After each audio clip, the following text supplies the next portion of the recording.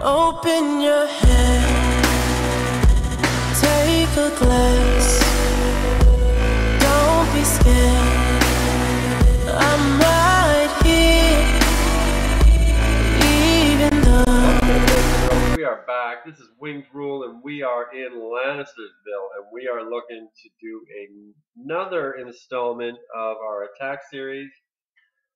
Oh, let's call this the Draholo attack strategy. And now, honestly, this could be the most effective strategy out here that we're going to be able to show you. If you're desperate to use your dragons every war, this is something you need to be able to figure out how to implement in your attack strategy. First things first, we want to look at our base and we want to figure out what our best course and what our best entry point would be. So we can see we've got an air defense here, we've got an air defense here, and an air defense here. Okay, so out of the 3 air defenses, we've got hit point structure here, hit point structure here, hit point here, and here. So obviously these 3 here are good defenders against anybody trying to take out this air defense. This one here also expect that there's going to be maybe a Tesla here to try and defend against that one, possibly a giant bomb. Never know what's going to be there. You're going to have to try to predict that. So basically we can see that this one will be the most vulnerable out of the 3 air defenses. So we want to isolate that one right off the bat just to take it out of the equation altogether. So what this attack strategy is, this Grim Reaper's basically his own strategy that he's kind of, I think other people have incorporated this strategy, but this is something that I've been seeing for the first time lately. 8 dragons, 8 hogs, 5 balloons in the CC, 3 lightning, and a earthquake spell. Probably not going to be required under the circumstances. This base is pretty well maxed out for defense.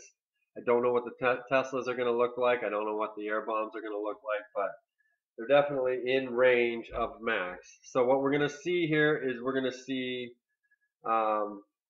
Mr. Reaper here is going to pick on this air defense. All right, so he's going to alienate him and crush it. Take it out of the equation altogether. So here we go. We're going to watch. Oh man, I do this every time. So you see the hogs, they just got busted onto a big giant bomb. So they're half health already. But because there's 8 of them, they're going to take this air defense down really quick. Okay, so boom, they get the air defense down and they do a little bit of work on the other structures. Okay, so now you can see this is how quick things happen. Okay, these dragons all came out in a spread, and the balloons, they're all in there.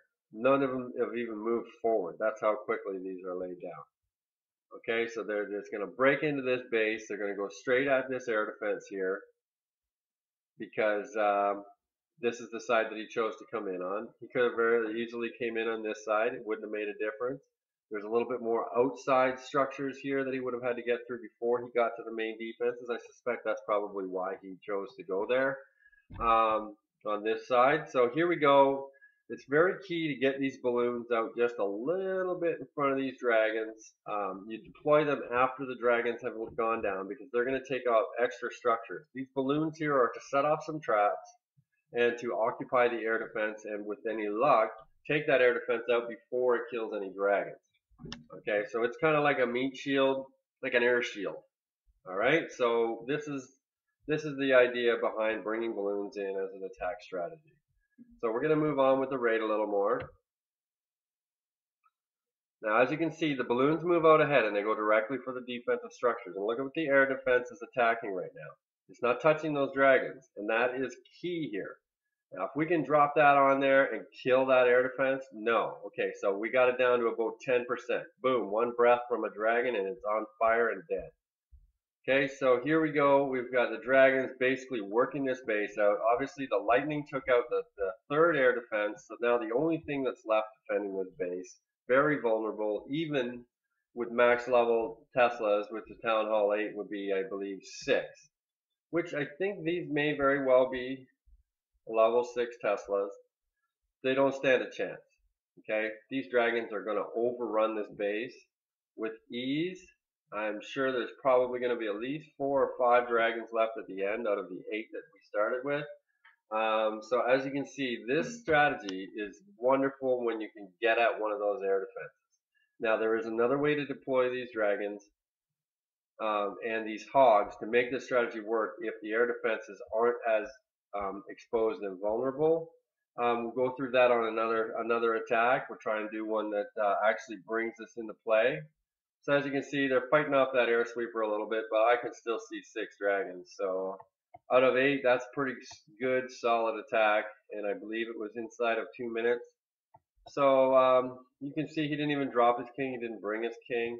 It was completely unnecessary for a near maxed out Town Hall 8. So that's going to tell you something right there about just the potency of this attack strategy. And there it is. You've got 3 stars, 100%. Grim Reaper, very nice. Okay, we look forward to the next installment, number 3 out of our series, and hopefully you guys can pick something up and use it in war and get your team some good points. All right, so this is Wings Rule. Clash on.